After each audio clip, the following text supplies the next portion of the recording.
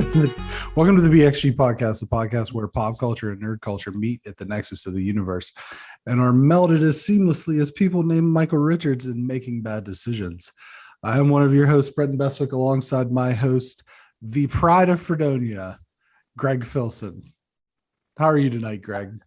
I am okay, Brenton. I'm hanging in there. It's almost like I've done this before, but I don't think I have. Right. Well, I mean, 47 other times. 47 episodes, yeah. So 48, number 48. I don't know if we get somewhere on their 48th anniversary, but probably like aluminum foil. I don't know. How are you, Brenton? I found a dead rat in my front yard. Well, that's always fun. I didn't put it there. Well, somebody did, or something did. Yeah, it wasn't probably it wasn't maimed possum at all. That was my thing. It wasn't maimed like in any way. So, well, that could be anything. Yeah. So, could be the or Amish rats Mafia. are just full. Could be the Amish Mafia. That wouldn't shock me a message. They're always up to no good. Yeah. Tell you that right now. I've got personal experience on that. Oh, they stole our dog when I was a kid. What? I ever told you the story? Nah, we had a beagle. And he was, a hunter beagle, but like also your pet beagle. And one day I got up and the chain was snapped. And I was like, this is weird. We named him Leo from the Ninja Turtles. Yeah, sure. And then literally like 2 days later, we saw him at one of the Amish people's house because he had a very distinctive marking to him. A blue bandana around his eyes. Yeah, exactly. And it's two swords. Right. And and katanas, if you will. And right. Yeah, and I was like, that's totally our dog. And my my stepdad at the time he went up to him and was like, that's our dog. And I'm like, no, we've had this dog for years. And he was responding to the name Leo. We were like, hey, Leo. And he's like responding to like the Amish people would not do it. So just because they're Amish doesn't mean they're nice or trustworthy. So the Amish probably did drop the rat off in your yard. That's a sign. Probably. Watch out for horse heads. Would you rather lose your dog to the Amish or have your cat snatched up by a bird of prey in front of you? I'd rather have a cat snatched up by a bird of prey because I respect birds of prey. Fair enough. Housekeeping. BXG podcast publishes every Friday at 9 a.m. on Podbean, Apple Podcasts, Spotify, Amazon Music, Google Podcasts, and other podcast services around the globe. Official BXG social media accounts: Facebook.com/BXG podcast, Instagram @BXG podcast, @GTFills, @Y2B, Twitter @BXG podcast, @GTFilson, @Y2B, YouTube.com. Our channel is BXG podcast as it is. As you do. We had the debate's been raging about the stand-up comedian thing. So we put out a little bit of a poll over on Instagram @BXG podcast, and we got quite a few responses. And here they are. Jared Lambert, toss it between Tom Segura and George Carlin, Wes Tankersley, Adam Carolla, Matt Adams, Patton Oswalt, and Eddie Murphy. Or I'm sorry, just Patton Oswalt. Eddie McDonald said Dave Chappelle. Kish said Dave Chappelle. Royal Pariah said Dave Chappelle. Dave C said Dave Chappelle. 90s Gaffigan, George Carlin, and Ty McAfoos with the most Ty McAfoos of all answers. Eddie Murphy, but he only exists because of Richard Pryor, so finally answered George Carlin. Which is... That does some tie up. 90s Gaffigan's hilarious to me. He's never changed. But 90s is just more like it was new and fresh. Well, he was skinnier too. Yeah. He wasn't. I like all my Gaffigan. Yeah. I was upset when I saw the Patton Oswalt thing that I didn't think of him last week. Right. Because I mean he's got a bit about hearing Toto's Africa in a supermarket, and it's hysterical. And I'm surprised nobody said Mitch Hedberg, because I mentioned Mitch Hedberg, so maybe people thought Sebastian Maniscalco was probably my biggest miss. Wasn't he a kicker for the Raiders? He was, and a stand-up comedian. Yep. Okay. Big leg. Yeah, big leg. We have a great show tonight. we do. We've got an awesome show tonight. We're joined for topic number one by Jono Pech, the writer of Trigger Witch, also a podcaster. His podcasts are Comedy Rewind and Puttin in Work. He's got 2 books, The Spy and the Maven Effect. We're really excited to have him on. It's going to be a good time. We've got Summer of George. We've got Bad Batch. We've got What If. We've got The Challenge. We've got Pop Culture Potpourri. We have maybe it's just not a great thing to name your kid Michael Richards. Just saying. Definitely at this point. Yeah, maybe if your last name's Richards, steer away from the name Michael. But we have all of that, and yeah. So let's get into it. Let's do it. Okay, number one for us tonight, and we're very excited to have probably our biggest guest that we've had, Jono Pech, who is a writer and a podcaster, and he wrote the narrative for the game that we just reviewed a couple weeks ago, Trigger Witch. First of all, congratulations. The game seems to be getting, pretty good reception. And I think a lot of it has to do with the story, which we'll get into the nuts and bolts of that in a little bit here. But how are you doing today for you, tonight for us? Yeah, really good. Thanks. It's this is kind of like as far as I've got scheduled, this is the end of my podcast world tour talking about about Trigger Witch, because I've probably done 6 or 7 of these, and it's all been building up to this one. So right, best for last. Yeah.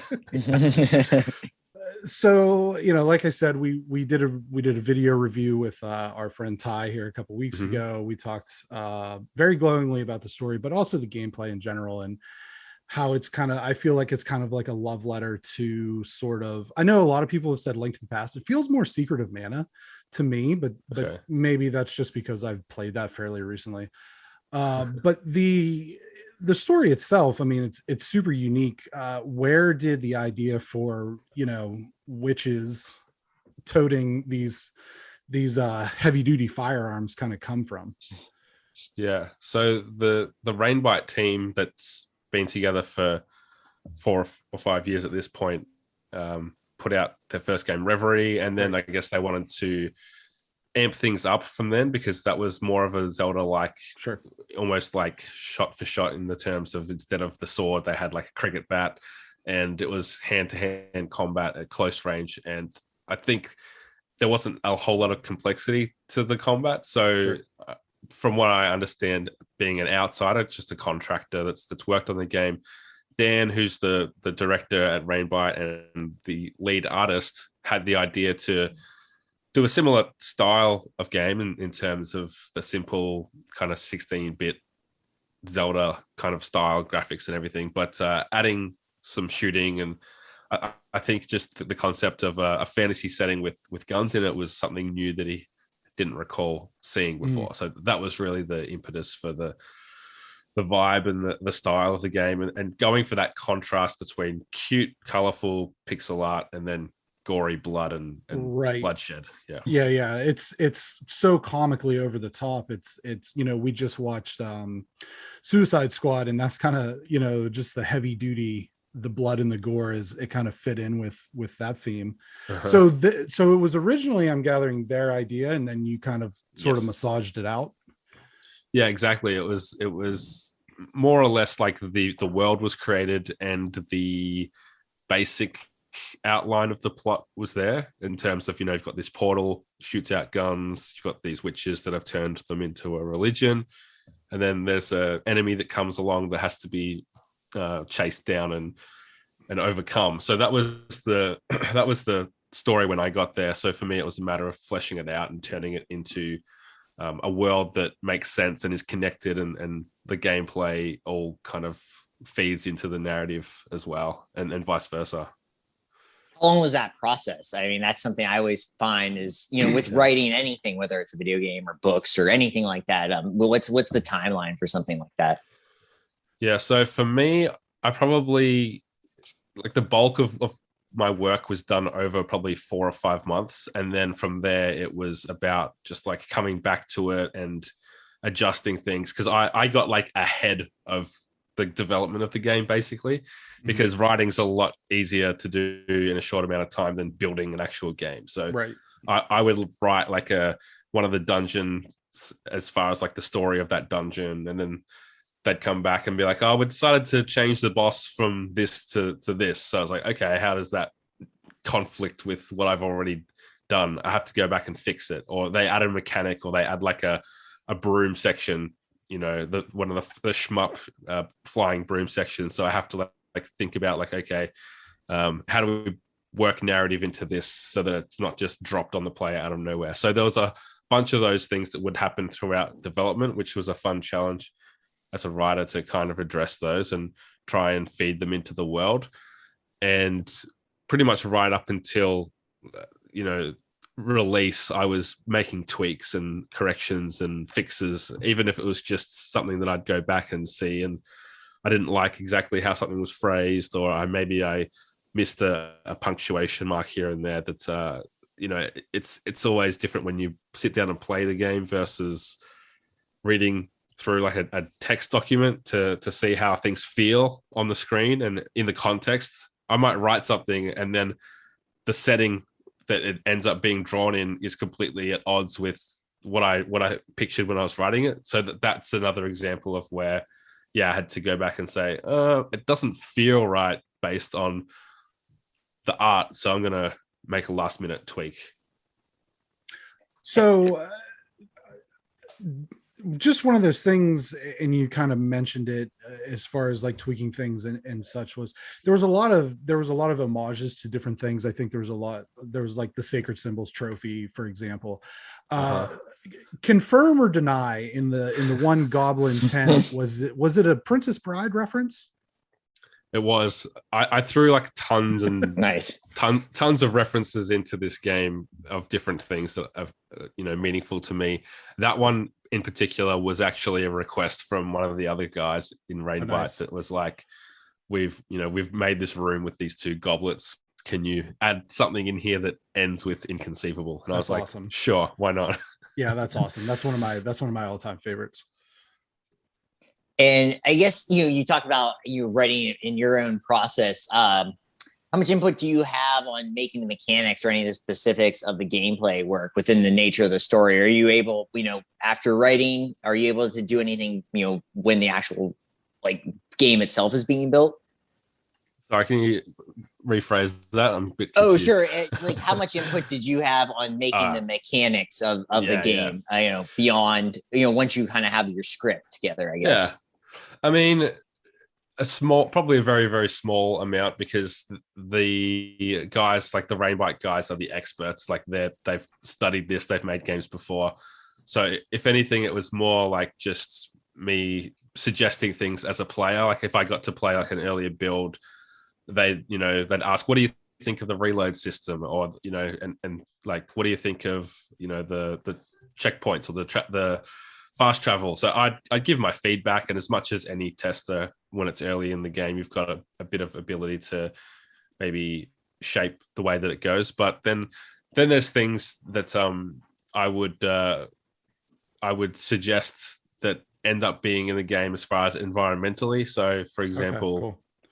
You get to the beach and there's these miners' boats along the beach, and that's a response to the lore that I created, where these miners had come from a different island to mine gems in this, Evertonia land. So that was a direct result of giving that bit of backstory. And then there's a whole sequence that wouldn't have been in the game without the idea I had for the story, which is when you get to the top of one of the dungeons, which is a ice prison, and there's and basically an outcast from the village who's set up as a hermit, and they're like a prophet of the old ways of magic, and they don't believe in guns and everything. So that was an idea that I had, and it culminated in this moment where they take you out to look across the whole game world with this amazing view of the land. And you get, for the first time, you see the area to the north that you haven't explored yet. You can see there's like this magic wall that separates the two,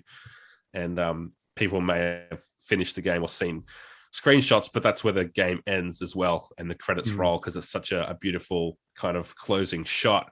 And that was something that, as a writer, and thinking about like the pacing of the game, I thought it was really important to stop after completing like 3 or 4 dungeons to have this moment of reflection in the story and have this new perspective offered by that character that you meet there, that, you know, maybe the way that your culture's living isn't exactly what it's cracked up to be. And that introduces, I think, something that will be a theme for the rest of the game. And it also gives the player a moment to relax from, you know, all the combat and take in a bit of reflection and just, yeah, like the serenity of being up there and enjoying a really beautiful pixel art horizon, so to speak. Yeah. That's So we're gonna spoil something. So if you haven't played it, you haven't seen the end. So the end.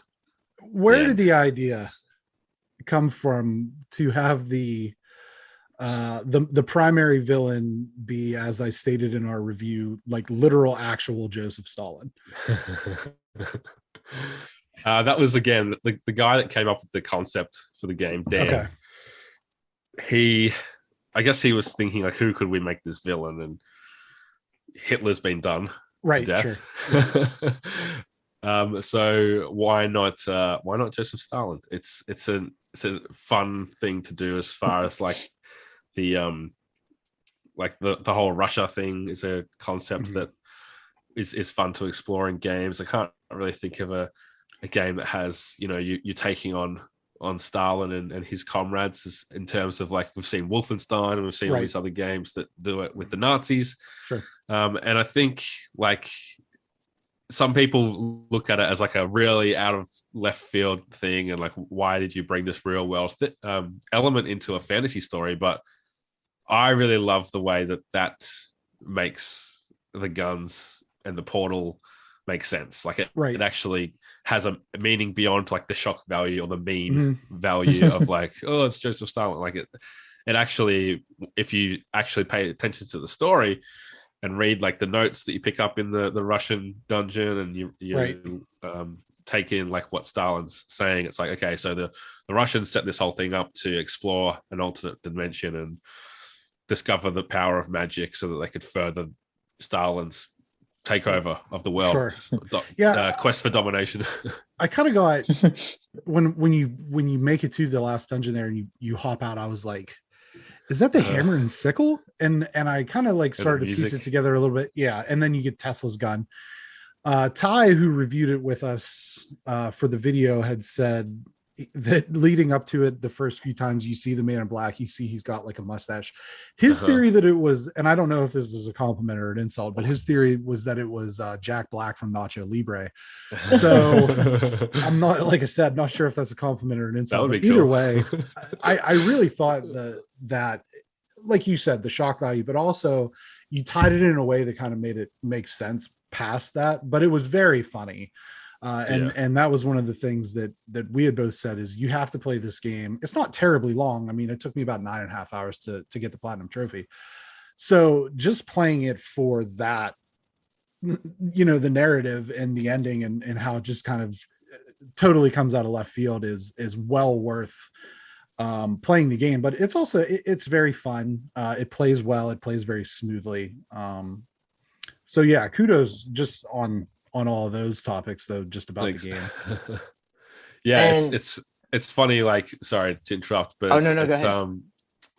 It's funny because like we knew it would be like not controversial, but I guess divisive and polarizing. But ultimately, like some people said, like, oh, it would have been better to have just some generic fantasy villain, but like really that's pretty boring. Like, I don't know that it would have. And that would not be memorable. Like a lot of people have said in their reviews, like maybe this game doesn't stand out for everything else. Maybe like to some people it does, but to some people it doesn't. But they're not going to forget the ending. Like if they got that far, and every review has either you can tell when some people haven't played the whole game, but the people that have finished the game, it's really clear. Like some people either love it and they say like, you got to play it just to see what happens at the end, and some people hate it, but I think the majority of people have been positive. So I'd like to meet cool to see that. I'd like to meet one of the people who doesn't like like that and just try to find out what they think is funny. That was gonna be my question. Yeah, that was gonna be my question. Is like, what was the response to having it ending like that? Because I mean, that just is hilarious to me. Like, I just think that's so great. That's right in my humor. It's like, here's an actual real life villain at the end, and but not someone that it's one of those funny things. It's like Stalin is, one of the most like evil, leaders of all time, but he kind of gets forgotten. And so like the fact that you put him in here, because it's always a Hitler thing at the end of things, and to have Stalin in there, I thought was like a really clever move. So that's just very cool. Thanks. Yeah, it was fun to kind of research him and look at some of the stuff they were doing back then, because a lot of what's in the game is actually like real. Like they did have this investigative like research bureau where they were looking into crazy technology, and they did kidnap this scientist from Germany called Max Steenbeck, who was researching like particle acceleration. So, I doubt they got as far as a portal to another realm, but they were probably trying. And, like the timeline doesn't exactly match up for rocket ships and Stalin, but we know the Russians were deep into the space race. And I came up with that theory, like the goblins, we had the goblins having this magic ability that wasn't violent. It was more like levitation and talking to animals and stuff like that. So for that, I was like, okay, Stalin's gone there. He's learnt the levitation magic and he's applied that to his rocket ship. So he's going to be the first to go into space, before Sputnik and before the Americans. So it's an alternate timeline. We went Quentin Tarantino on their ass. Yes. Well, I mean, just from that, you're like very creative guy. You've written 2 novels, The Spy and the Maven and The Maven Effect, both available on Amazon. How different is writing the narrative for a game and the narrative for writing a novel? It's so different, because when you're writing a novel, you have a blank slate and there's not really any limits, but there are a lot of limits and constraints in a video game, especially when it's majority of what you're writing is just dialogue. Like you can't, like it's not a visual novel. It's not, it's not voice acted, and it's not cutscenes like The Last of Us or anything. So you can't put in there like all these nuances, like the way that they look at each other, or the expressions that they make. Like there's a little bit of room for that with some animations where like Colette gets frustrated or angry or laughs or something, but it's very limited. So you have to be dumbing it down to an extent and presenting it, because it's also pixel art and this fun kind of cute vibe. It's also a bit more simplified because of that to match that. But at the same time, you've got the constraints of not wanting the player to get bored and skip through text. So that's a constant thing of like, okay, are we doing the story justice whilst not overstaying our welcome? And for some players, regardless, it's going to be too much dialogue. And I've seen a lot of videos where people skip through it, and that's fine, because that's just the way some people play games. But for the people that enjoy having their worlds a bit more fleshed out in the way that I do when I play games, I found that interesting as a challenge to kind of try and do that. And also writing a book, like my opinion was the opinion that mattered the most. But for this game, being that I'm working for a studio, the 3 guys that run that studio, their opinion is basically more important than mine. So as much as I'm writing it and they trust me to write it, like I had to take into account their perspective and what their vision for the game and for who the certain characters were and how they were represented. So it was a good challenge to kind of have a client, I guess, so to speak, and to be keeping them happy. Not that they were controlling or anything like that. It was more just, I guess, the process of collaboration as a developer. And that's the same, I think, whether you're an artist or a composer or anything. When you're working in a team, not just a solo, independent, creative, then you do have to think about the way that other people are going to interpret something, which is good. It's also good in some ways, because if I'm happy with it and 3 other people are happy with it, that's like some good kind of affirmation and box checks that if the 4 of us are happy, then the chances are other people hopefully will like it too.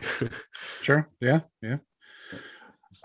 Just one kind of last question here to wrap up, and like I said, we appreciate your time.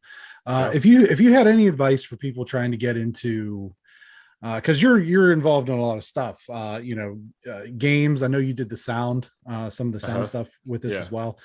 But if you had any advice to anybody who wanted to get into games, writing, podcasting, any of the stuff that you've kind of delved in, because you have a day job too, if I'm not mistaken. Yeah. So, I mean, what advice would you give to folks trying to, crack this egg, so to speak? Yeah. I mean, podcasting is a separate thing kind of, because anyone can do it. Like the fact that you guys are doing it, the fact that I did it, like out of like, without, you don't like need to have like a university degree, or you don't need to know anyone. You can just do it. And that's the great thing about podcasting. So if that's what you want to do, just do it. Follow the advice of people that you can find and who've done it before. Reach out to someone that's got more experience than you. As far as like getting into game development, I haven't got, like, prior to this game, my game dev experience is zero.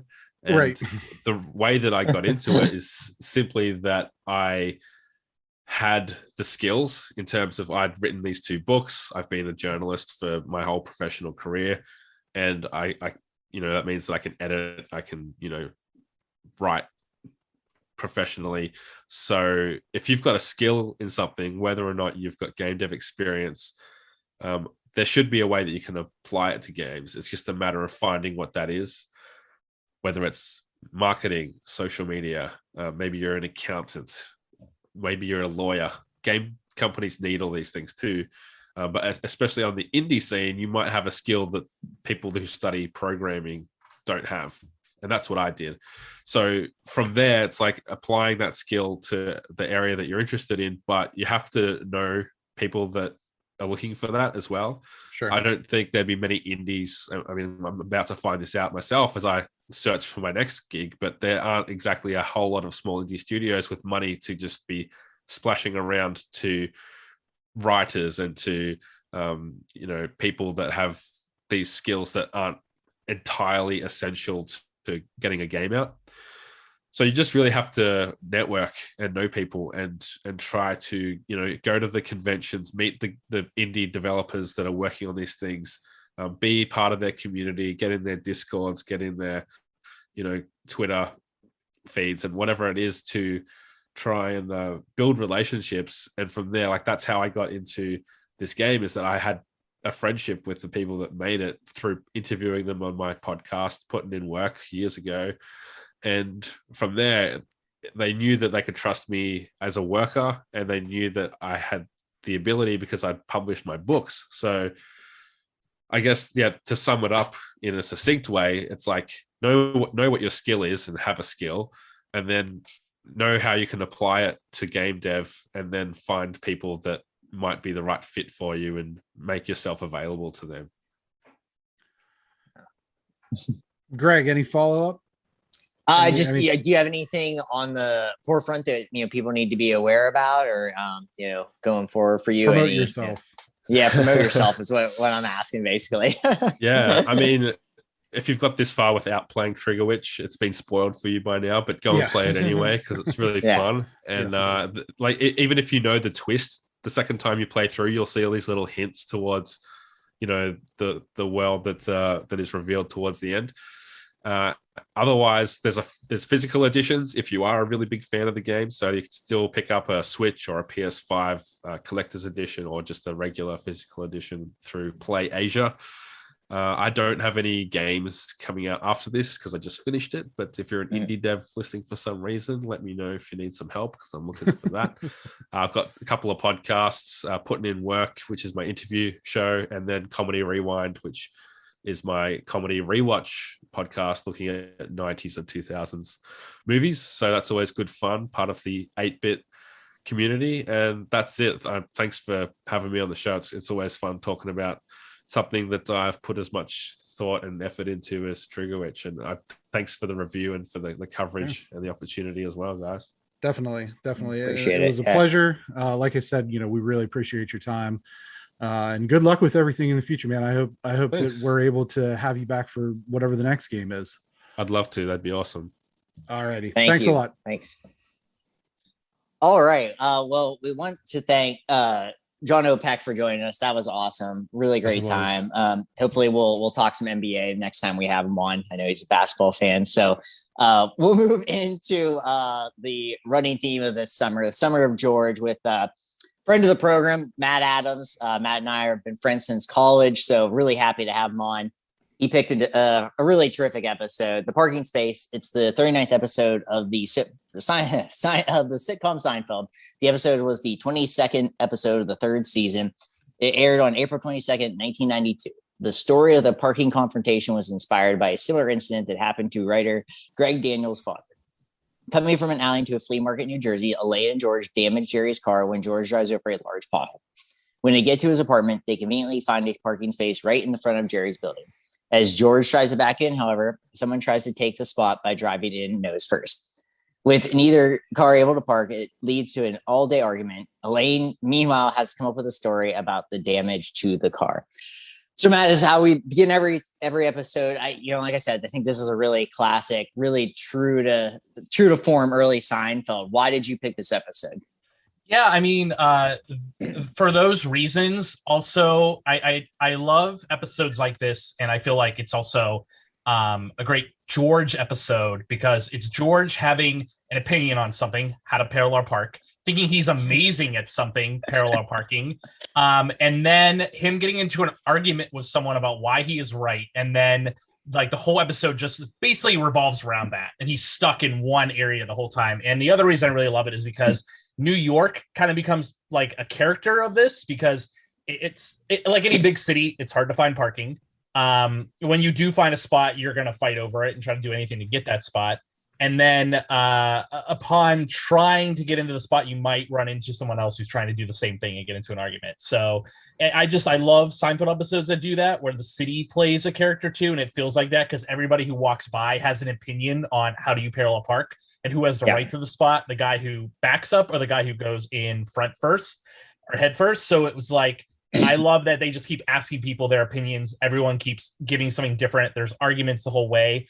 Also, this is an episode where I think we are introduced to Mike for the first time. Yeah, Mike, right. I think this is his first appearance, and he also plays a role in later episodes. But he also is like very Larry David Seinfeld-esque character, right? Always screaming, yelling, freaking out. You're just like, why would you be friends with this guy? But they are friends with him.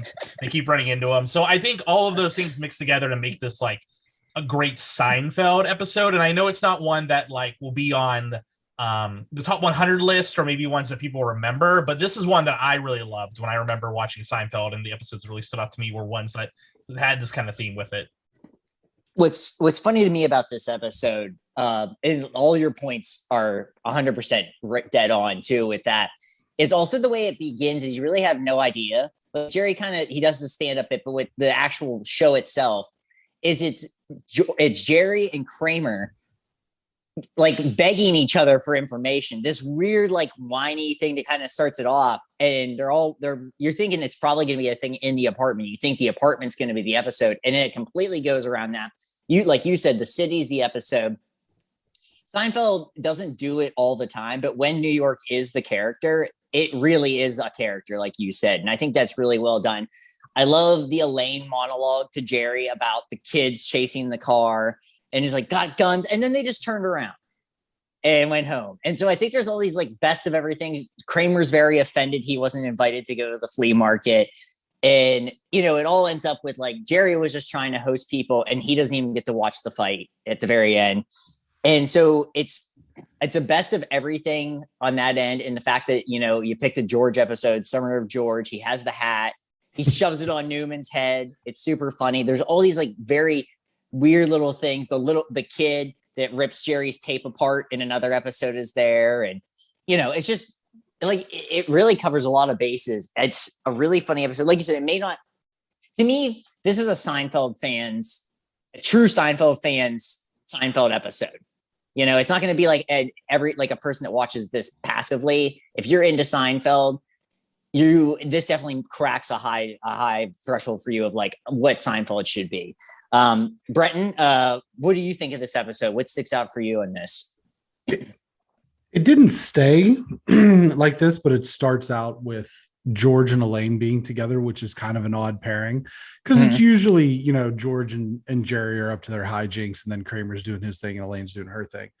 So to get kind of that play between George and Elaine, which is funny because I can't remember how recently, it might have been last episode or the week before, where George talks about how he's actually afraid of her. Yes. And I thought that was, it's nice to see the different pairings of the characters. I love it when Jerry comes down and says, Elaine, Indiana. Yes. That's a great moment. And I think that this is another, we've talked at length about this, is that Seinfeld's insane, but I also think that the themes are always very relatable. And this being one of those things that I feel like if everybody could, they would park head first. Because it's just, you just get in there. No, you're shaking your head. No, Greg. No. And I'm going to tell a story because Matt was here for a story, for my story. But yeah, I'll let you know. I disagree. Okay. I mean, I think if the option's there, I would prefer to park head first. Now, granted, to do it properly, you have to have two spaces. I was going to say what it is. If I was going to say, go ahead. If there's two spaces, I'm just saying with the one open space like they had, pulling in is such a disaster. Oh right? yeah, so, you can't do it unless you've got like a Ford Fiesta or something, you know, right, like a smart car or whatever. But I also like that the character of Mike like resembles George in a lot of ways. Like he's bald and he's very agitated, as Matt said. So I just think, you know, the character pairings worked really well. Like you said, it's just a real standard Seinfeld episode. And I love Mike's the phony thing, and just like that Michael Jordan's such a phony, trying to like trick Jerry or whatever it is to say that phony is like, oh, you know, when someone's bad, it means they're good. So Matt, you know, I like to wrap this up with just, you know, do you have a favorite scene or moment that just every time it happens, every time you see this episode, you just love it. You just can't get enough of that particular scene in this episode. All right. I actually have two. One is when they realize none of the cars are there, and they're like, what happens? And they're like, well, they couldn't decide, and they had to move for the truck that's got ice cream in it. So they had to pick out people who had nothing to do with this, who are impartial, and they had to go park for them. And then when they come back, they then argue over who's close enough. Does it resemble the original parking thing? Yeah. That, and then I do love that everything kind of wraps up at the end with George's hat when he's like, the lady comes up and starts talking to him, and he's like, hey, she's coming on to me. And then Newman's like, that's a great hat. I love it. And he's like, yeah, get out of here. And he's like, can I try it on? And he's like, no, because he's afraid of showing that he's bald. So that, I just love that. The whole time you're wondering where the thing's going to go with the hat. And then when it wraps up there, I think that's a perfect Seinfeld moment of there's going to be a little joke that goes with it. And then it wraps up with him just shoving it onto Newman's head and then revealing that he's bald and doing the classic George, there, are you happy? That's what I'm hiding. You're seeing this. So yeah, it's a great moment. It is. And so what I just want to have a quick story. You were there for this, Matt. I don't know if you remember. It's been a while ago. We just graduated college, and we were picking Carrie up, our friend Carrie, and we were in my Chevy Cavalier and had a problem with stalling out. And we were in Oakland, and I told you the problem that we had with this car, and I was like, I don't know how much we can trust this thing. And we're going to park, and as it's parking, it stalls out, and I'm parallel parking this thing in. And I get it in there. I had one try to get it in because I knew since it was stalled out, otherwise I'd be stuck on the street. We get it in. There's like people actually cheering for us in like the balcony. I get it in there. You and I I don't even know. We just reacted so enthused, like we won a championship or something like that. I spiked the keys off the roof of the car. You're like, we're high-fiving each other. We're high-fiving strangers because I got this in there. And this episode always makes me think of parallel parking that car in that space. It always you. So it's so funny that you picked this episode because I always think of you when I see this episode. I actually didn't think of that when I picked this episode, but I do remember that moment, and that was an impressive thing to be a part of. And I do remember you getting ready to parallel park, and I remember you throwing into reverse, and then we just hear like kind of the engine go out, and you just went, okay, this is it. And then I'm like, all right. So we just, you were like, you had been telling me the story leading up the parking, like, well, sometimes it stalls out. I think it'll be okay. And then it did. And when you just went, this is it, you were just like, that was it. Your one try to do it. And you nailed it on one try. It's, it's why was it the white cow? Yeah, it was the white cow. Okay. Yeah. I think it was the last week I owned it, actually. I would hope so.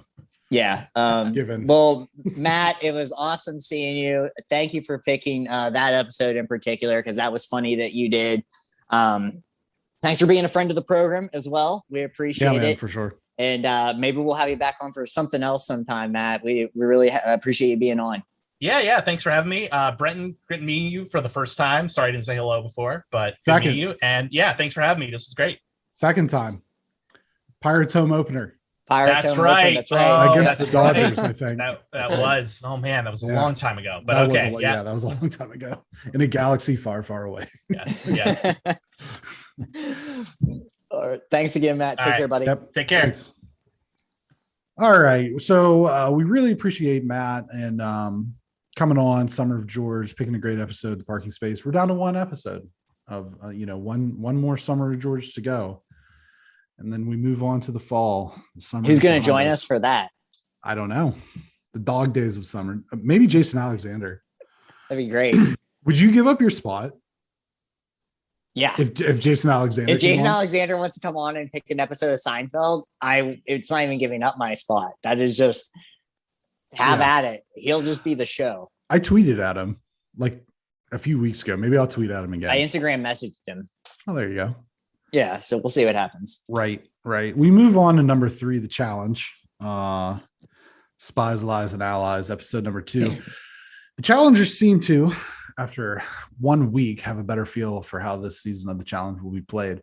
In the daily challenge, teams play competitive moving cornhole.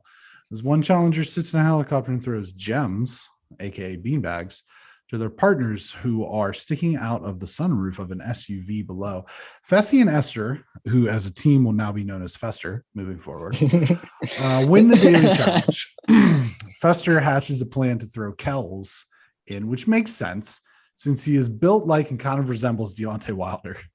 At the bar, a friend of the program, Double Nelly T, cozies up with Berna, which upsets Ashley, who has a drunken emotional meltdown and demands that Bertha be removed from the house. The house throws in Kells, and at the elimination, Fester throws in Emmy and Ed. Mr. DJ. The elimination is a puzzle, and Ed, who is apparently an Ivy League educated engineer, which makes sense that he would be putting those skills to good use on MTV's The Challenge and not building roads. They're able to KO Deontay Wilder lookalike Kells and his nondescript partner Tracy. Ed chooses to steal Tori. Emmy steals What the Fuck Devin, and Corey L and Michelle are partnered up, leaving us with thinking still cap too on. many I'm teams. not an Ivy League educated engineer, so allow me to put my thinking cap on. 15 teams, 30 people are left. God, there's so many people. There was a moment during the show where this guy, he's like the balding chubby guy. I don't know his name. He's balding Huey. Chubby guy to me. Huey. Yeah. He was like consoling someone during just a thing. And I was like, oh, the camera guy is like making sure this person's okay. Cause I said this out loud to myself. I was watching it by myself. I'm like, why is the camera guy like a stage guy? And then I was like, oh wait, he's part of this show. He's an actual person, but is meaningless. He's Ashley's partner. Very weird. But I totally was like, why is the camera guy? Because he does not look like he should be on this show at all. No, like literally no chance. No. This show, what I've come to terms with is I do not care about the actual challenge. Like we're throwing beanbags at an SUV from a helicopter. Yeah. This is so stupid. I wish it was just like go to the batting cages every episode and just whoever hit the ball the most wins. And then we just go to because none of that matters.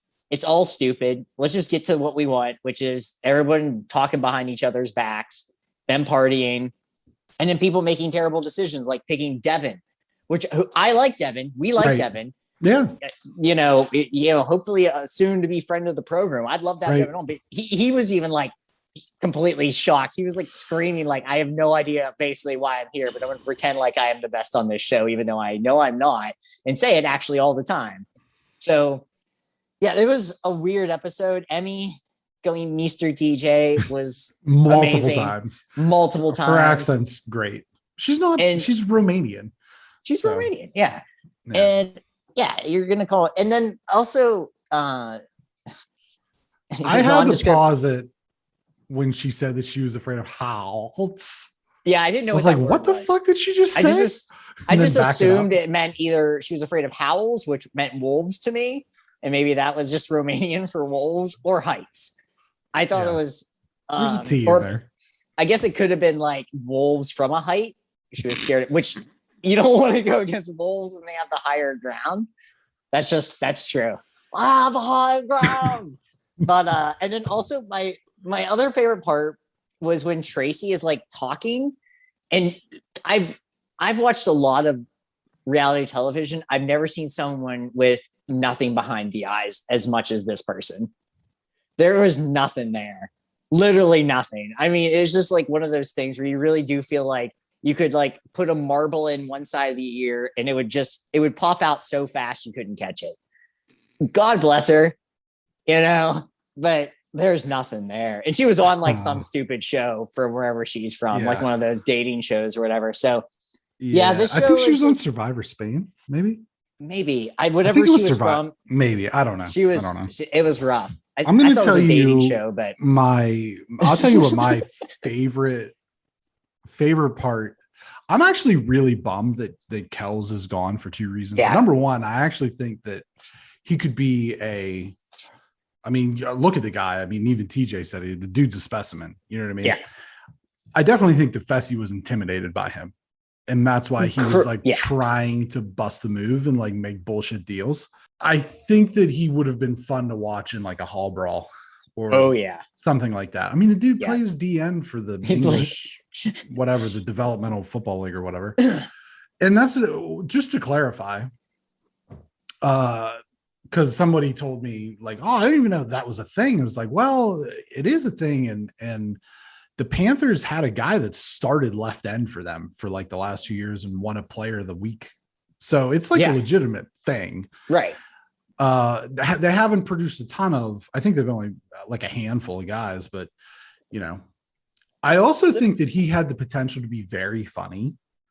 Yes. And my favorite part of the episode was when Josh was just like laying it out there and he told him, he's like, listen, man, you're not known for being smart. It shows Tori and CT's just cracking up. He's just like, so good. It was great, but I was bummed that he got eliminated. And I do feel like that is unfortunately going to be the pitfall of this season, is that basically they can put whoever from the house vote in, and then the agency can throw in whatever hodgepodge of characters. So there's a very good possibility that they get, if they're strategic, which you're looking at being like, okay, this looks like a physical challenge. Let's throw CT in, but make his partner Big T, or, whatever the comparable, we love Big T here at the BXG because she's got to be brave. To be brave. We love Big T at the BXG. Here's the other thing, and I don't know if you've picked up on this. There's no skulls this season. So does that mean that some of the vets are going to be able to coast to the final like they would have in older seasons? Or is TJ going to spring that on them later? Feels like there has to be something because there's lies. So, there could be something where he just is like, hey, remember how all this? Well, that was a big lie. And here we go. I will say, after watching this episode, it's like, well, this is just another season where CT just marches on. No problem. I really feel like that's it, because there's no one that's a good combination of what he carries. Yeah. Ed obviously is smart, but he's little. He's definitely strong, but he's a little strong guy. Yeah. He's Mighty Mouse in there, which is good. I mean, like there's some good Mighty Mouse characters in the challenge history, but Eric. Eric, yeah. Derek, not Derek. Eric. I'm sorry, Derek. Yeah. I meant Derek. Yeah. Yeah. I don't know why I said Eric. Yeah, Derek is like the quintessential version of that. Yeah. And I'll tell you, I hope Ed is like someone that sticks around because he's a great character. Did the freaking standing backflip when he's won. He's like a weird mix between Johnny, and I'm not saying, I'm just like appearance. Mm-hmm. Paulie, like Cara Maria's boyfriend or whatever they are. Yeah. Paulie. Yeah. Hunter and Johnny Mm-hmm. Bananas. Like if the three of them became one person, it would be this character.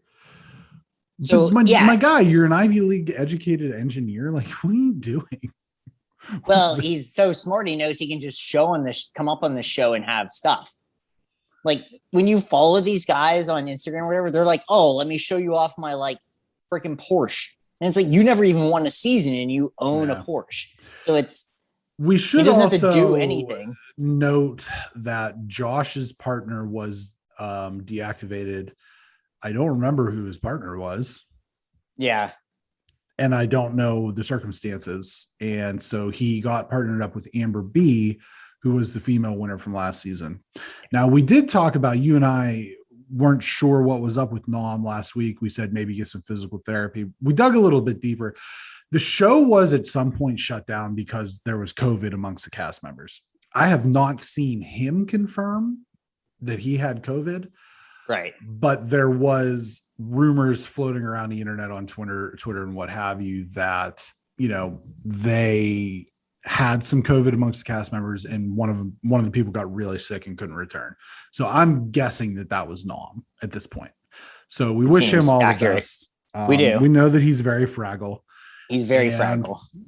And you know, he seems like a really nice, like a genuinely nice guy. Like he probably should be on like Survivor or something where the people seem a little bit more wholesome versus the challenge. But I hope that she calls TJ Meester TJ all season. She will.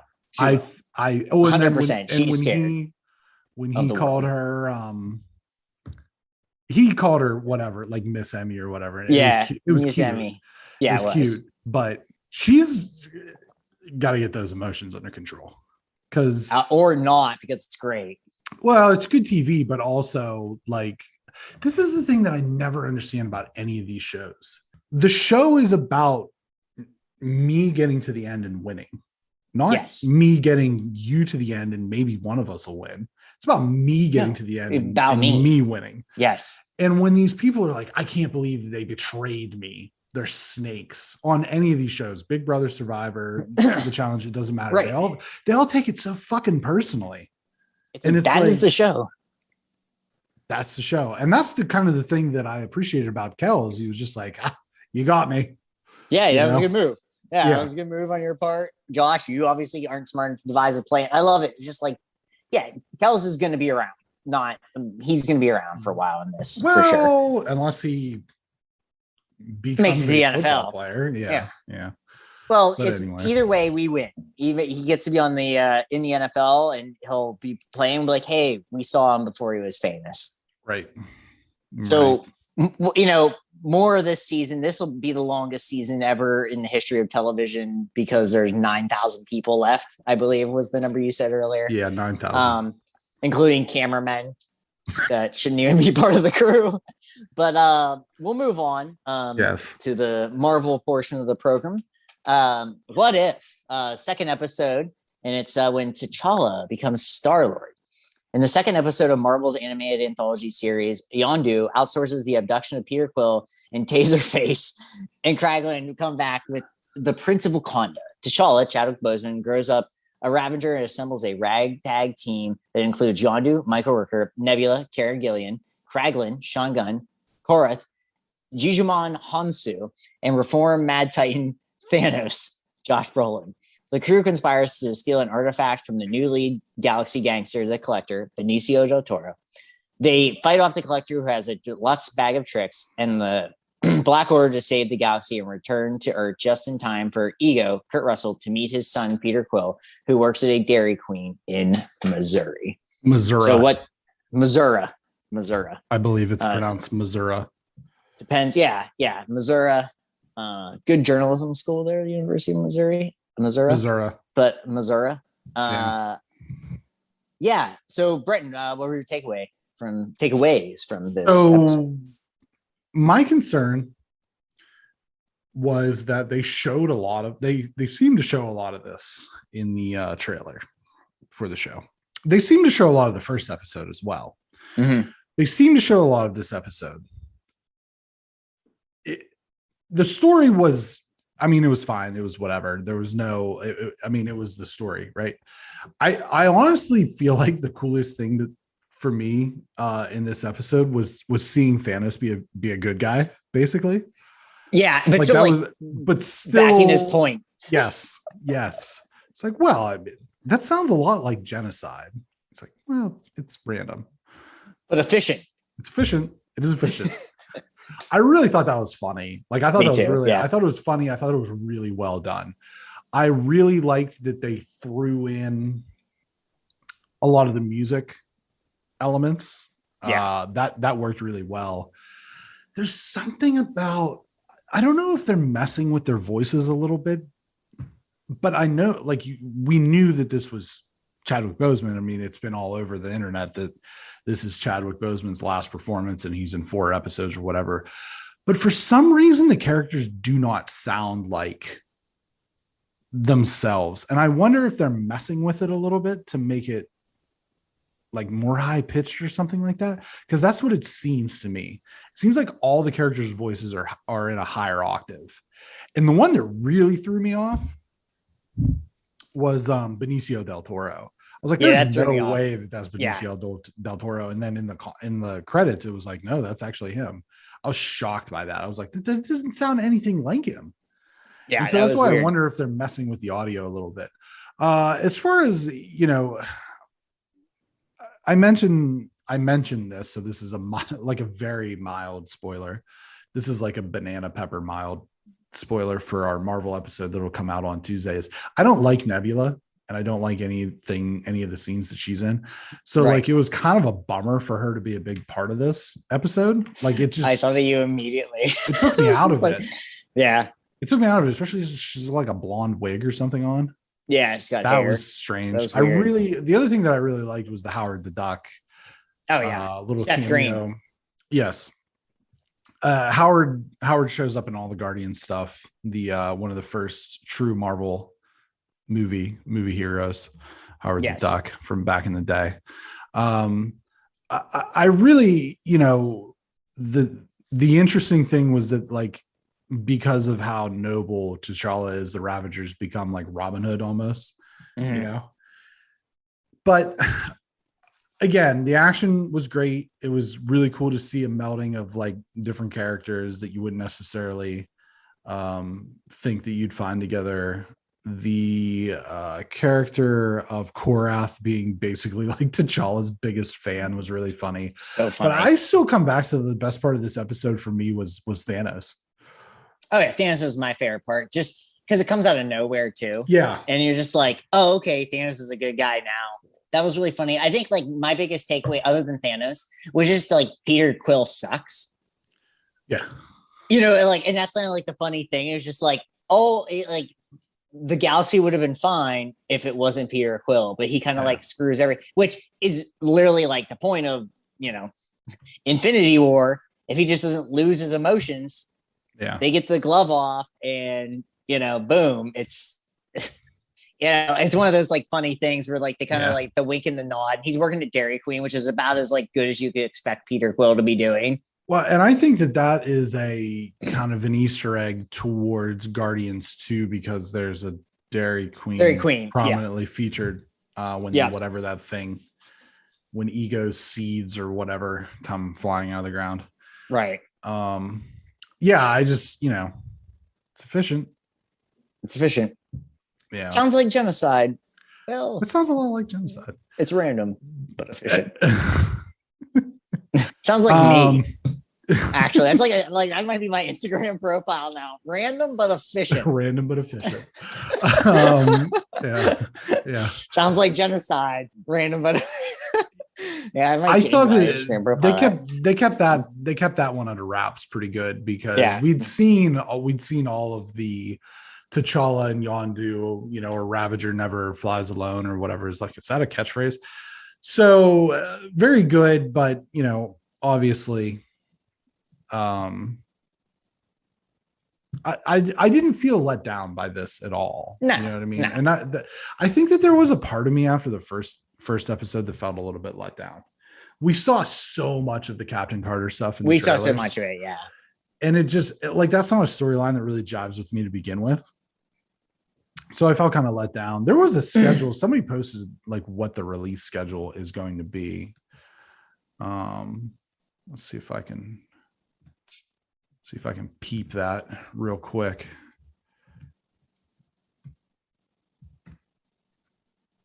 Oh.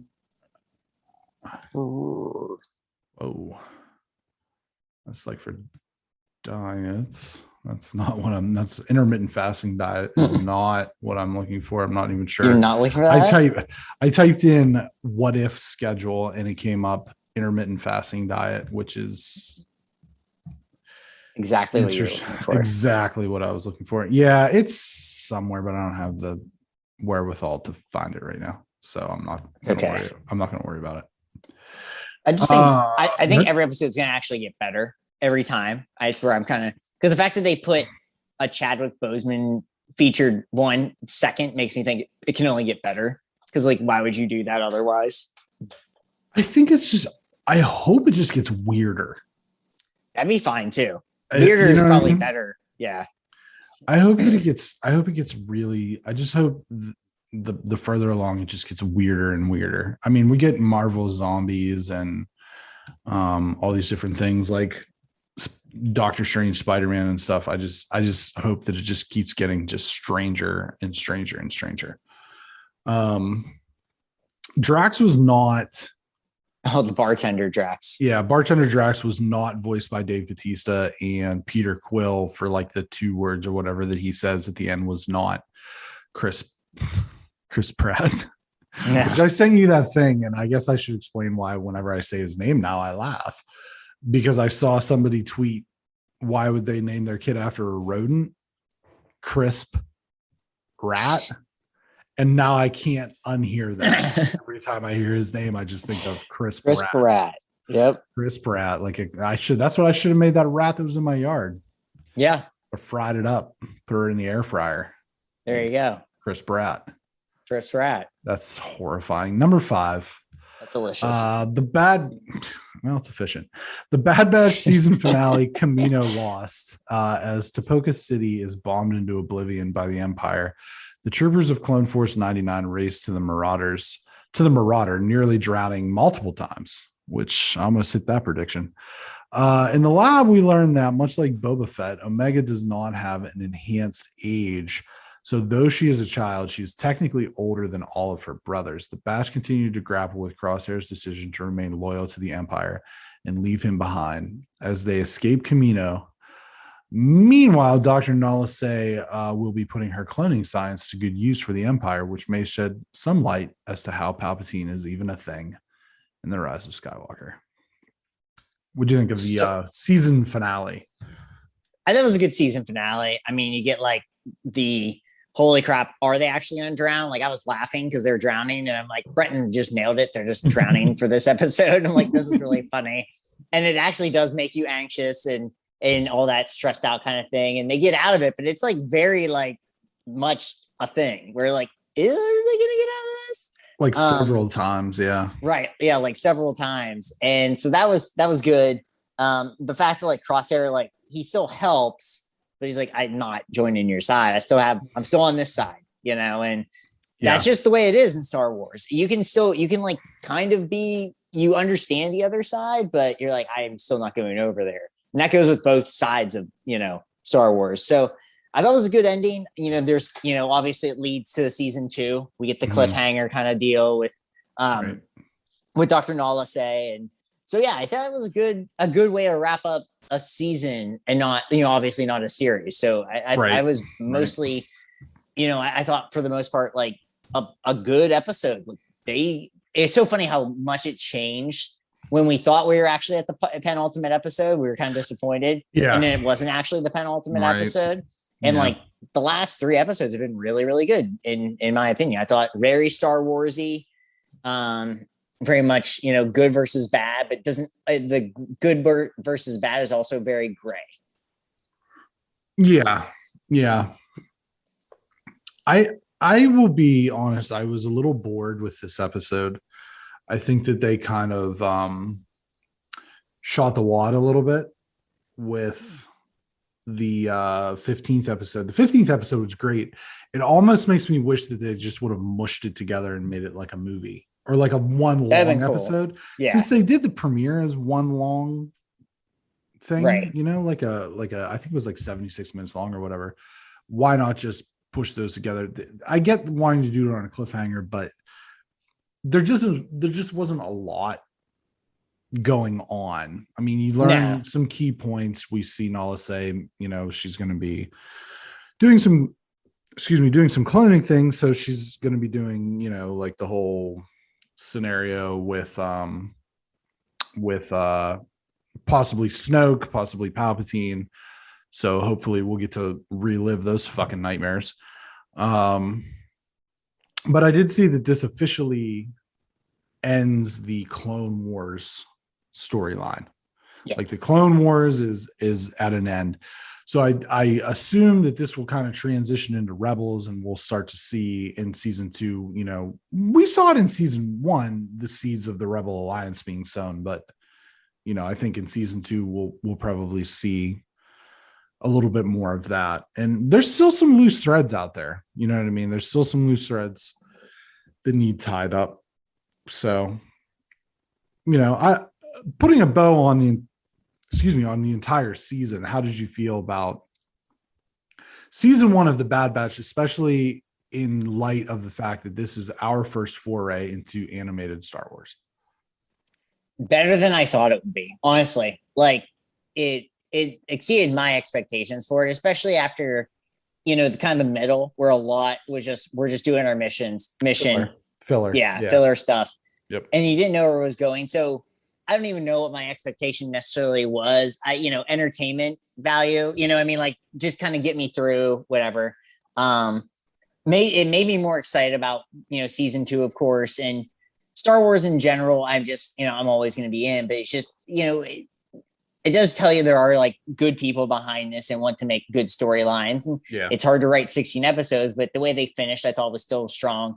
I agree with you that maybe the last episode was a little slow, but the 15th episode was awesome. Yeah, it was really good. You know, and there's just, you know, it's hard to come off of an episode like that. And a lot of times that's kind of the thing with most television is that the penultimate episode is actually better than the season finale or whatever, because it's just, they're building up everything. And so realistically, the last episode can only be a letdown a lot of times. But I mean, for the most, I would say positive, definitely positive going forward. I'm not going to rate this out of like 10 because I don't have a comparable. So it's one of those things where like to rate it out of something is not fair to it, not fair to me.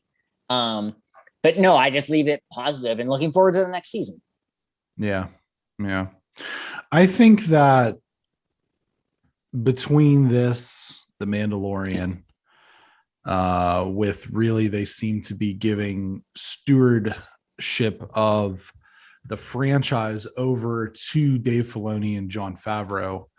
I think that we're in a better place now with Star Wars than we were, you know, sort of in the mix of The Last Jedi, Solo, as a Skywalker. I mean, we both like Solo. I mean, we're both, you know, you like it a little bit more than I do, but I have an appreciation for it. But, you know, I think with those 3 movies, and as much as we like it, it can't be denied that commercially it was not successful. Right. No matter what we think, the numbers don't show it. So. Right. Whereas the opposite of that is true for like The Rise of Skywalker. It was commercially very successful, made over $1 billion, but critically not so much. Right. And, you know, so I think we did the we did our Star Wars episode, right? We did our Star Wars 2 episodes back in December of last year. And we got the questions like, man, you guys did a lot of shitting on Star Wars. Like, can you even call yourselves fans? And the two things with that is, number one, just because you're a fan of something doesn't mean you blindly love it no matter what. Like, that's just silly. You know what I mean? I think you're a perfect example wearing a Cavs hat right now. Right. Yeah. There you go. I mean, you root for the Cavs, but I mean, it's pretty easy to shit on them. Well, yeah. I mean, you know, they're very fortunate over a 15-year period that one of the top basketball players ever grew up just down the road, and they lucked out on some lottery, you know, but that's a whole nother conversation. Right. But just because you are a fan of something doesn't mean you blindly love it and think all of it's awesome. Right. Exactly. You know, there are times when, you know, you can say this thing that I love, whether it's a TV show or a movie series or a musician or sports teams or whatever, and you take a look at them and you go, no, it's not good right now. It's moving in a bad direction. And I think that they're starting to maybe get a handle on what people really want to see from Star Wars. And they kind of want to see, like with The Mandalorian, The Bad Batch, Rogue One. I think Rogue One's probably universally the most well-liked Disney movie. Yeah. I think that that's what you want to see, like flawed characters. You want to see characters who have perspective. You want to see the gray areas that are presented. You don't want, like, Rey, like there's nothing wrong with Rey. And that's why she's not interesting. You know what I mean? So I think that, just kind of to put a bow on this, I think that Star Wars is in a better place now than it was even 2 years ago. And hopefully it continues the upward trajectory. But we are going to get a Rian Johnson trilogy, so I'm not holding out hope too highly. That was going to be my thing. We get Rian Johnson. I mean, it will be. I'm intrigued no matter what happens going forward, and you know, based on things like this. I mean, The Mandalorian is the best thing to happen in Star Wars in more than our lifetime. So, yeah, right. There you go. Almost 4 years. Yeah, exactly. Yeah. So we'll move on, and on, you know, actually kind of serious news, which is weird, but we got to do it because it is literally a thing that happened this week. OnlyFans. Well, we'll hit the OnlyFans, but maybe not that long, much longer. Thursday marked the first taping of Jeopardy with new host Mike Richards, and there's already controversy regarding past sexist comments Richards made on his podcast, The Random Show, which is, I hate that name, by the way.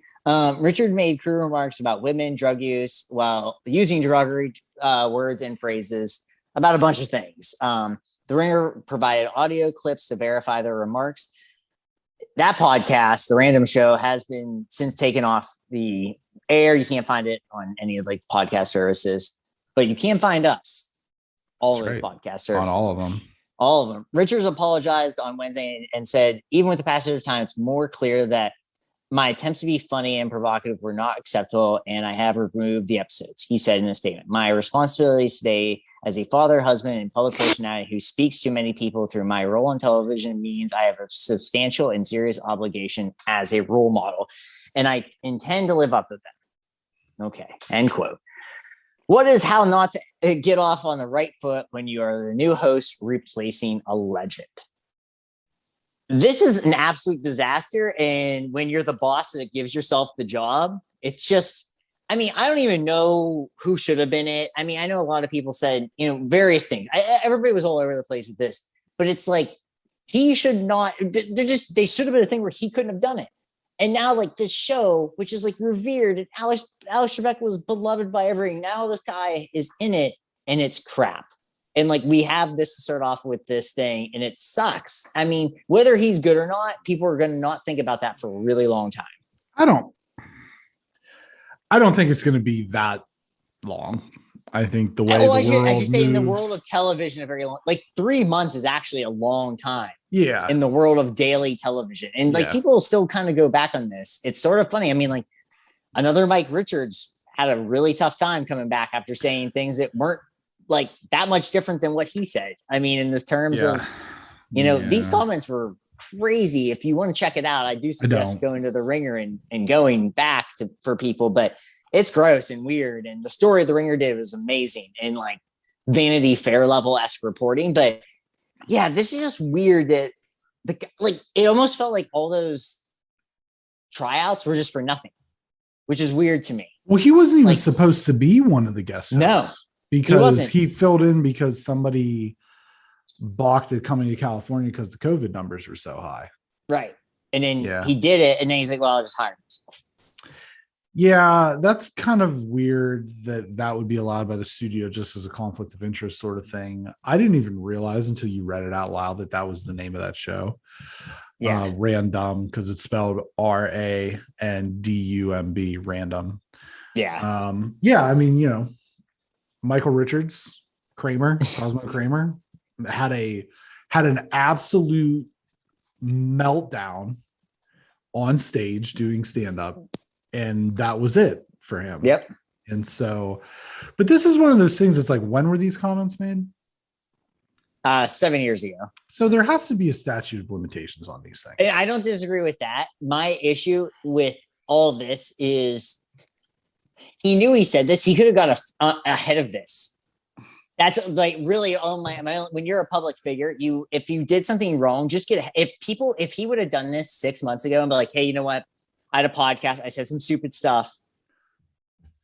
But he waited until he actually got this job of like the most popular game show. And it's just like, to do this, it was just not good on his part if you go back and read the Ringer episode, the Ringer story on this, it's, he's so like, is there a transcript? Like, cause you said it's been taken down, right? Well, they have like recorded audio of it. Well, yeah, that's okay. It's like clips. It's like the front. It's the front page. Yeah, it got a lot of views. Like he was so like in the thing of like trying to figure out a way to be famous that you figured like your mind would have been like, well, the only thing that could stop me is maybe these comments I made. If I just get ahead of it. Because people love when people get ahead of it and just apologize in advance. And now he's apologizing kind of post haste when people find out about stuff. Reactive instead of proactive. Yeah. If he was proactive, everyone would have been like, well, good for him. Like he recognizes it.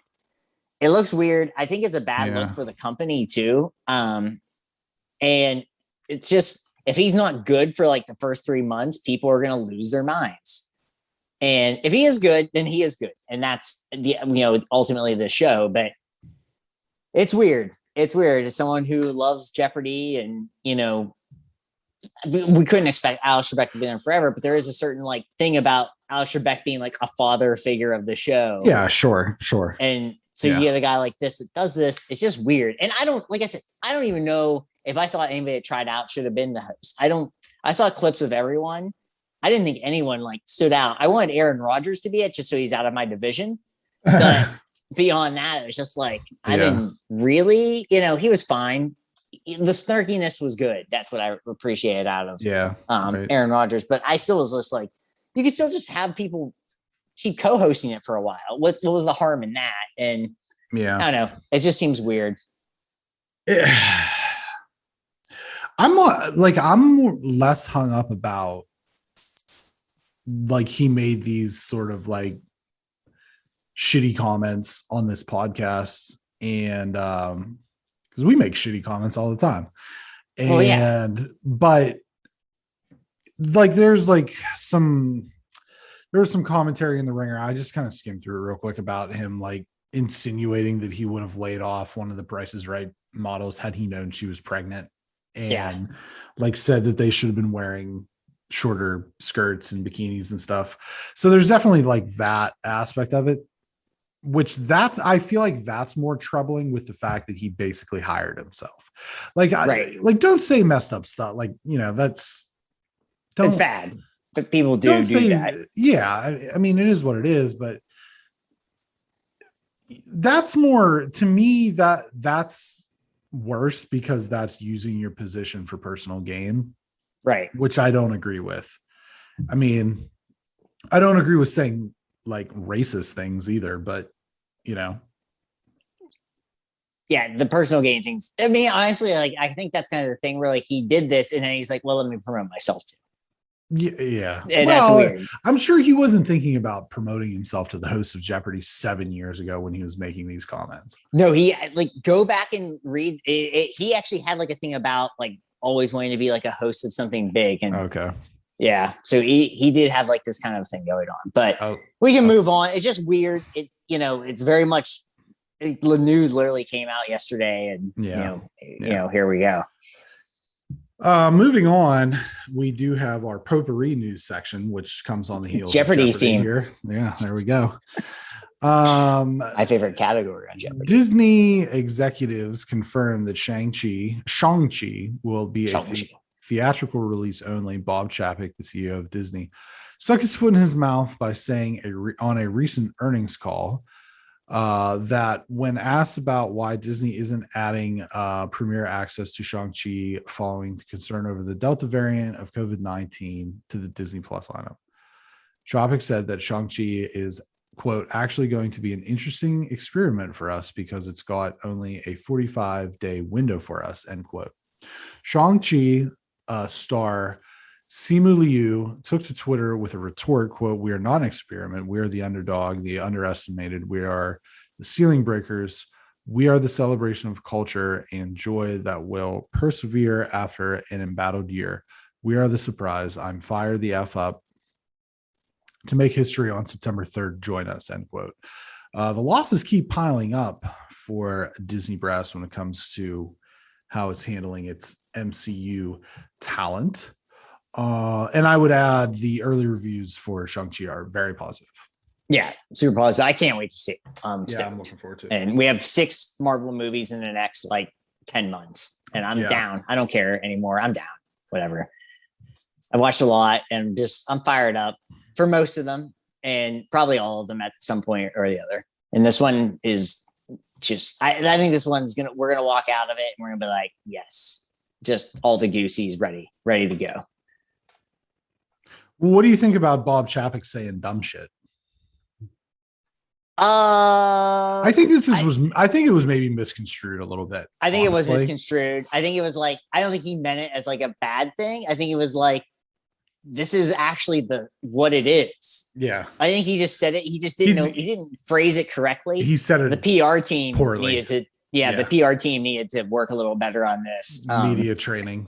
Yeah, this was bad. He literally just read a statement that was provided, and he just read it. Well, he didn't read a statement. It was on an earnings call, and somebody asked him, "Hey, why is this not a thing?" He was told something, and he's Ron Burgundy. He's going to do what he's told, and that's because there's no way that he would have said this and thought that was okay without it being repeated to him by a bunch of other people in that circle of this is how we're going to handle the situation. Yeah, maybe because he's the CEO. This is to say it's an interesting experiment. Yeah, is a weird phrase, right? I think it's hey, why isn't this a thing? Well, this was the plan all along, and we want to see how here's a better way to say this, Bob. Well, we understand the concerns, but we're very confident in the film. Yeah. Everybody wins. Larry, you don't mention anything else. Yep. Yeah, that was weird. Yeah. The premiere was the other night, and in the cast photo at the premiere of Shang-Chi was the great Sir Ben Kingsley. Hell yeah. Well, hello there, Trevor Slattery. Hello, Trevor Slattery. So good. He confirmed that character does, in fact, make a brief. Yes. Well, I don't know if it's brief, but makes an appearance in the film. So and thank God. That's going to be real rad. Yes. Yeah. This next piece of information here, there was a new, and from what I understand, the final Eternals trailer. I mean, this is the thing. Was that Galactus? No. It was a Celestial. It was a Celestial. But it was not Galactus. And that's one of those things where they tried to make it look like Galactus. Well, the Celestials are the actual ones, and we kind of go into this we recorded the Marvel thing for it'll come out Tuesday the 24th with Guardians 2, because Ego the Living Planet says he is a Celestial, but he in the comics is not. And I read because that was my initial thing too, is like, is that Galactus? Because that's what it kind of looks like. And several trailer breakdowns, and they gave images of Jack Kirby, the primary artist who shaped a lot of the DC, or I'm sorry, the Marvel stuff. He had some of the DC stuff actually. His Celestials, and that is that. And it was confirmed somewhere along the line that the Eternals is going to deal more heavily with the Celestials, which makes sense. Yeah, I will say I mentioned this. I don't know what to think about the Eternals. I'm gonna not really I'm going in literally middle ground. Going to the movie. I'm gonna see it. I'll see it opening night. I mean, I will. It's a Marvel movie. Yeah, we're gonna review it. We're gonna review it, but I will see it opening night. I'm excited to see it opening night just because I'm excited. But I'm going into my expectations being middle ground, and I hope it's awesome. Yeah. I hope I walk away that was fucking awesome. Yeah, I hope can't wait. I hope it's really.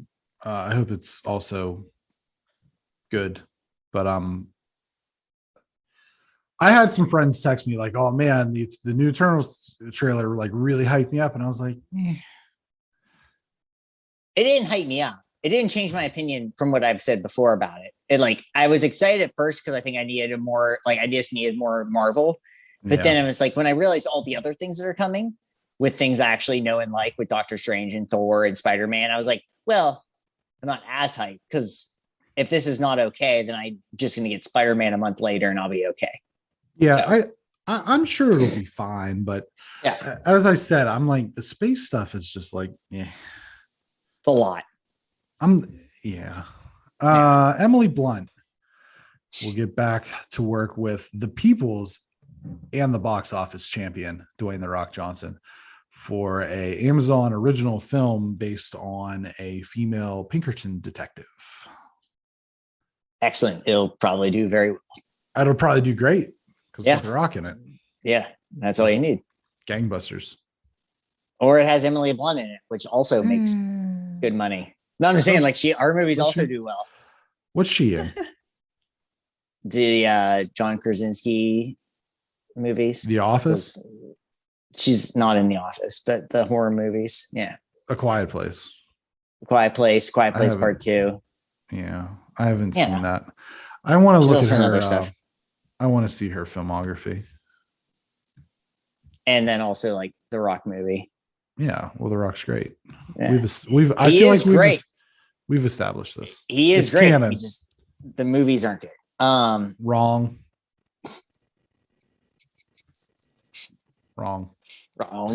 Edge of Tomorrow. Oh, it's a movie with your boy Tom Cruise. Oh yeah, that comes out. That's the next Mission Impossible. No, it came out in 2014. Oh, I thought it was. Oh no, I'm thinking. Oh, I haven't seen that movie. That movie's it's okay. It's not that good. No, it's not that good. I can tell you it's not good. Tom Cruise in it can't be that good. Well, most Tom Cruise movies are really good, actually. No, I haven't seen that many that are that good. I think he's very overrated. He hasn't made consistently good movies since the mid to early 90s. All the Mission Impossible movies are really good. All of them are good. I haven't seen all of them are good. I didn't like the last except for 2. 2's not good. All the other ones are good. Then they're not all good. If one 2's not bad. 2's not bad. It's just not as good as all the other ones. It was too weird. But we should move on. Kind of overrated. Free Guy won the box office with 28.4 million. Those numbers just keep going down and down. Additionally, Ryan Reynolds has said that Disney has an interest in a sequel. It's good. So I like Ryan Reynolds, so he's very handsome. He's also funny, which people always tell you being funny is better than being handsome. That's a lie. When you have both. When you have both, it's a good thing. Yeah. Zendaya will be taking the reins from Timothée Chalamet in the second Dune movie, according I just want to see the first one. Director. And then I'll worry about the second one. I'm going to be real with you. I think this thing has flop written all over it. I am scared. I'm going to see it when it comes out. I know that it is like the most beloved science fiction novel ever. But the original movie sucked. Can I tell you, okay, so I know you're a big fan of Timothée Chalamet. I can't think of anything that I've seen that has him in it, so I can't vouch for his acting chops. He's great. I can vouch for the acting chops of Oscar Isaac. Amazing. After that, Zendaya is good. She's good. She doesn't do it for me. Jason Momoa, not a good actor. I'm just letting you Great do guy. that. Great guy. Yeah. Funny. Josh Brolin. He's Dave good. Bautista. Ooh, we're getting into some territory here. Oh, I honestly, like, this is a movie where I'm stoked to watch the visuals. It also does have Dennis Dillon. I can never say his last name right. The director is Blade Runner. Yeah, it is the Blade Runner director. So that movie's awesome. I just feel like that. I'm not inspired by anything I've seen from this. I mean, we'll watch it. It's going to be an HBO Max thing, so we'll review it. I probably will see that in theaters. Now I'll probably watch it because it'll be free. And I'm cheap. Exactly. I'm not actually cheap, but like if I can see it, I will. Yeah. Speaking on the Script Apart podcast, James Gunn revealed there was a time when he was considering making Superman the primary antagonist of his Suicide Squad film. That would have been cool. It would have been cool, but I'm glad he didn't, because I think he needed the ridiculousness of Starro the Conqueror. Yeah, the movie's better because we got something that was just insane. Yeah. To keep up with the theme of the movie. Yes. Let's see here. Today's Thursday, right? Yes. As we record, so far as I'm you have aware. 7 minutes left of Thursday. Oh, Jesus. So I do. The Call of Duty for this year has been revealed. It is Call of Duty Vanguard. It'll have some multiplayer, and it looks like a World War II thing. It just kind of got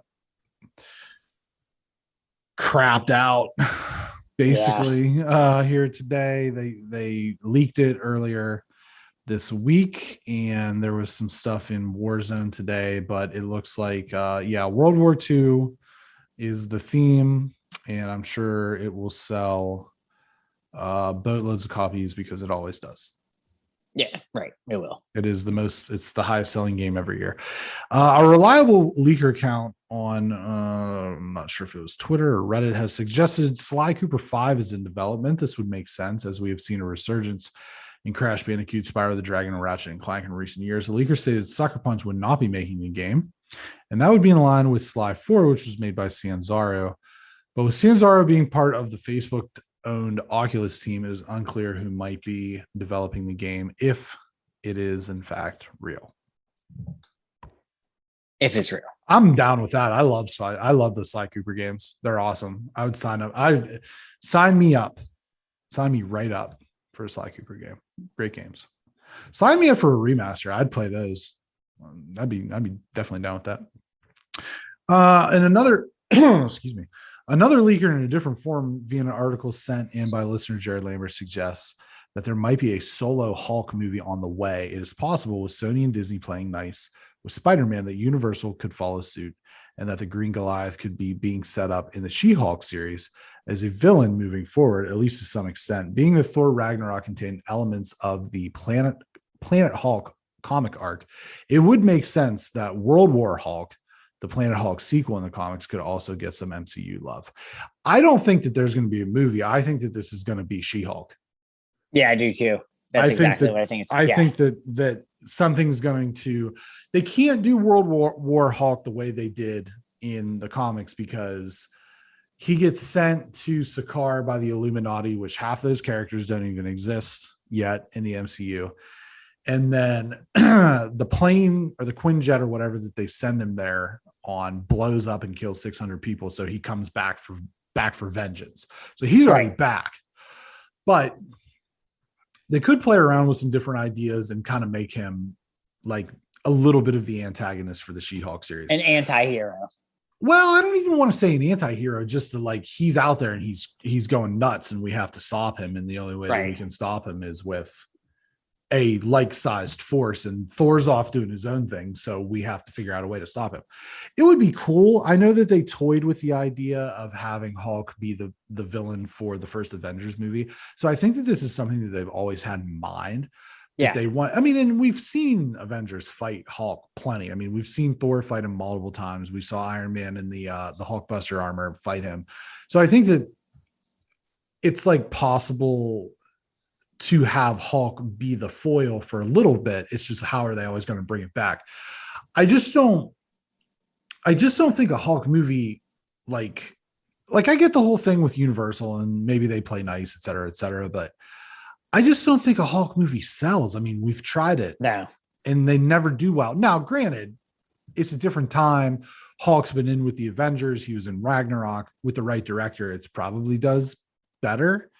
But I just don't think that it's a priority for Marvel to put him in his own movie. And I think I don't think it's a priority because of the way that the rights are set up very strangely, where they have to split if he's the main character in a movie, but he can be a side character in as much as they want him to be. He's a great sidekick. And he's a great sidekick. We saw that in Ragnarok. Yeah. So I think it's just easier logistically for them to make him a secondary character and just let him roll like that. Yeah. So I do, but I do think that they could incorporate this into She-Hulk for sure. Oh yeah, for sure. A new trailer for Star Wars Dreams, the anime style shorts that will be coming. Yeah, Visions. Yeah. Okay. Why I was like, change it instead of making a note. Well, I wanted to make sure that I didn't know. I'm sorry. I wanted to make sure I was right. Okay. I'll change it the next time. There's a new trailer for Star Wars Visions, which comes out September 22nd. It looked cool. Yeah. Those like very cool. Like, they look super dope. Fast and Furious 10 will debut April 2023. Cool. There you have it. Once we get through, like our excitement level may change once we do Fast and Furious Fall. Get ready for that, everyone. Probably Fast and Furious Fall. Yeah. Coming October. Field of Dreams series. Our attitude on that may change like the leaves. All right. Field of Dreams series, television series is in the works. We don't need that. No. Nope. I found out that, like, a lot of people don't like Field of Dreams after this. Like, they all like the thing, but they didn't like Field of Dreams. Like, literally someone talking about that movie makes me choke up. So what are we talking about here? Like, it's not really that great. And they're like naming baseball movies I didn't like as much. And they're like, they're better than this baseball movie. I was like, wow, okay. Like, I like Bull Durham fine. It's not better than Field of Dreams too. Field of Dreams is not a baseball movie. Yeah, true. It's a dramatic movie that has baseball elements in it. It also just goes to my point, like Kevin Costner, one of those guys that actually you could tell actually played sports. Yeah. That's just where I'm at with this. I don't want to get into this because it'll upset me. No. In other Nothing is Sacred news, and I don't actually have this in the notes, but data miners found in documents for The Last of Us Part 2 that the multiplayer suite that is eventually coming may contain a battle royale mode. That doesn't sound right. As is Nothing Sacred. This isn't fucking Fortnite. And it just fills me with hate. I can feel it. I can feel your energy through this. Yeah. I mean, I don't get too high. I don't get too low. No, but I can feel I'm where I'm at. Yeah. But it's a cacophony of fuckery. Ray Fisher would consider playing Ray Fisher would consider playing Cyborg again if Warner Brothers apologizes. I don't care. What a bitch move. Well, yeah. No, you know what? It's actually not, like, because after everything that came out, like, it was very clear that Joss Whedon was a huge piece of shit on the reshoots of this movie.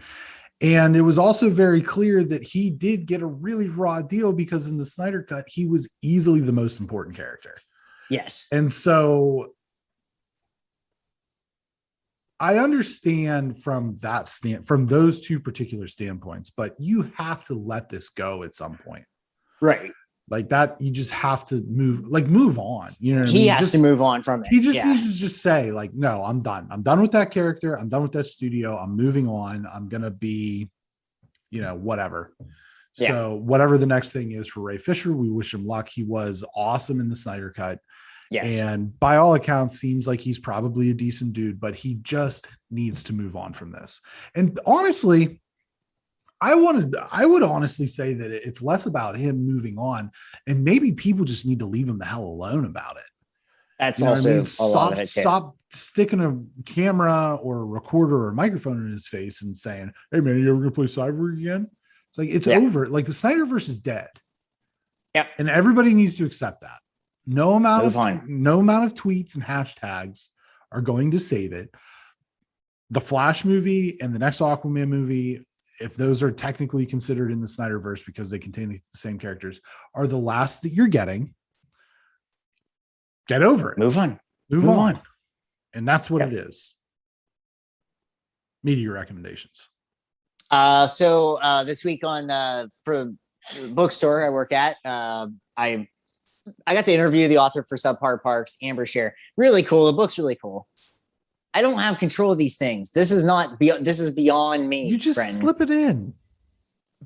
Just for a little bit, just to see how it feels. Just for a little bit, just like or ouch, you're on my hair.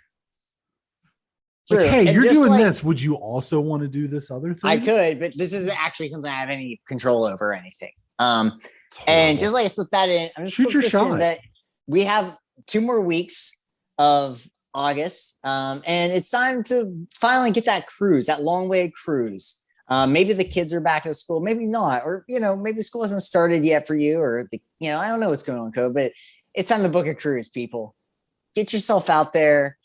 Maybe before things get wild again, get on a cruise. It's Royal Caribbean time.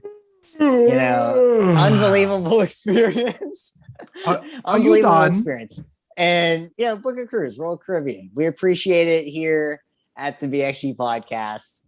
I'll move on. White Lotus finale. Yet? That was weird to me too. Like, oh, it is over already. Love that show. Can't recommend that highly enough. Started Outer Banks just because it's a thing that people like. It's ridiculous. I love it. It's insane. It's so insane. We watched Collateral because Janie had never seen it, and she's a huge Michael Mann fan. So am I. That stars Tom Cruise, Jamie Foxx. It's great. If you like Michael Mann movies, it's absolutely berserk, heisty kind of killery movie. And finally, The Killers released a new album last week, Pressure Machine. It's very different than other Killers albums. It's not like Stadium Rock. It's all these people telling stories from Brandon Flowers, like town that he lived in between the ages of 10 and 16. It's very blue collar. It's kind of weird and morbid, but very good. And then next week, I'll have my thoughts on Sergio Simpson's new album. So yeah, this is a good week for music for me. Brent, do you have any media recommendations? Nope. Nothing. No, that's not true. Play Trigger Witch. Yes. Our guest from tonight, Jono Pech. It's awesome. We reviewed it. Ty came on and reviewed it. We both really liked it. The game plays very well. The narrative has some surprises that were spoiled for you if you listen through that segment. But it's super fun. It's quick, moves pretty quickly. I mean, as a trophy hunter, it took me 9.5 hours to platinum trophy the game. So it can be beaten in 7 or 8 hours, something like that. It's very fun, and we want to support indie things, just like we said the other week. We love indies. So that's pretty much it. I've just been like watching Marvel movies until my eyeballs bleed. So yeah, I had a dream about Marvel movies where I was a superhero and someone accidentally washed my suit in hot water and it shrank, and I was really mad. And that's where I'm at with watching Marvel movies. It's really, that's strange. But like, what am I going to do? I'm going to sit here and recommend Infinity War. It's like, if you haven't seen Infinity War and Endgame, I don't know how you've made it this long in this podcast. Like, right. You know what I mean? So they're indie movies. They're indie movies. I did. I tweeted that out. I saw like somebody was like, "Does anybody have any? What movies did you watch this week?" And I was like, "Some indie flick called Avengers: Infinity War." But listen to Marvel Phase 3 Part 1. It'll be this Tuesday. After this releases on Friday. There's 4 really good movies in that phase. Yeah. There's 4 really good movies, and there's one pretty good movie, and then there's one that to us was kind of meh. Yeah. Infinity War starts us off on our next phase, or part two of phase. Yeah. So, if you haven't seen it for some reason, or you just haven't watched it in a while, go back and watch those because they're really good. They're a lot of fun. Yes, they are. They're no Thor Dark World, but a few things are. Yeah, right? A few things are. The BXG podcast publishes every Friday at 9 a.m. Eastern Standard Time, 6 a.m. Pacific Time, 4 a.m. Hawaiian Time. Aloha. And we learned that 9 a.m. our time would be in certain parts of Australia. 11 p.m. Yes. Yeah. 14 hours ahead? No. Yeah. I don't know. Math is crazy. It's like the world's travel. Weird. It was if you're in Australia and it's Saturday, you'll probably find us. Yeah. Or you'll get killed by a snake. That's kind of your options. When we interviewed Jono, it was 10 p.m. Eastern Standard Time, and for him it was like noon. So he was just it was noon next Thursday. He was chipper, you know what I mean? So time travel is weird. It is the multiverse of madness. BXG social media, facebook.com/BXG podcast, Instagram at BXG podcast, at GTFills, at Y2B, Twitter at BXG podcast, at Y2B, at GTFilson, YouTube channel BXG podcast. The video for our review with Jono will be going up, also with like what if and the challenge and the Bad Batch and all that stuff will be on there if you want to break it down topic by topic. Other than that, have a lovely holiday. Is it a holiday? It's a holiday somewhere. Probably somewhere. Australia has a lot of holidays. In Australia, good day, mate. Have a happy holiday. It's not. I checked. But have a great weekend. Enjoy your weekend. Yeah. Thank you, Mr. Brenton. Thank you, Mr. Brenton. Tell your friends, tell your family. Tell your mothers about the unmistakable excellence of the BXG podcast. Bye, guys. Care. Thanks for listening.